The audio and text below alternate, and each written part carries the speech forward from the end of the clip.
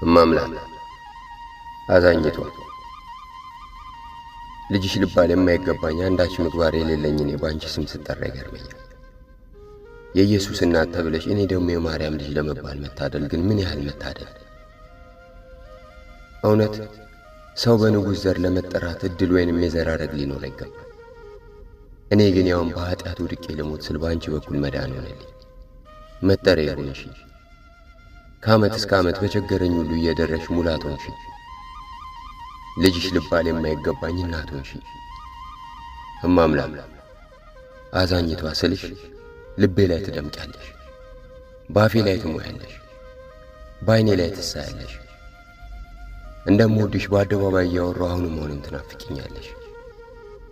ይሄ ደካማ ሰውነቴ በበደል ረክሶም ትሰስችኛለሽ። በአንቺ የተባረከ ቤት እኮ አይፈርስም። አንቺ የተጠራሽበት ቤት እኮ ጉድለትን አያውቅም። ስለ ሞላልኝ ሳይሆን ሙሉ እንደሆን ቀድመሽን ጌታዬን ስለ ሰጠሽኝ እስከ ሞት አወድስሻለሁ። በደብረ ምጥማቅ ለ4 ቀናት ክብርሽን ለማየት የታደሉት እነሱን እንደባረክሽ እኔንም ባርኪ። ለእነሱ እንደተገለሽ በእኔም ሕይወት በበረከት ተገለጭ።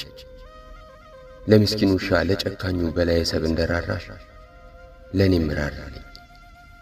ጸጋን የተሞላሽ ሆይ ከጸጋሽ ጠብታ አትንፈጊኝ።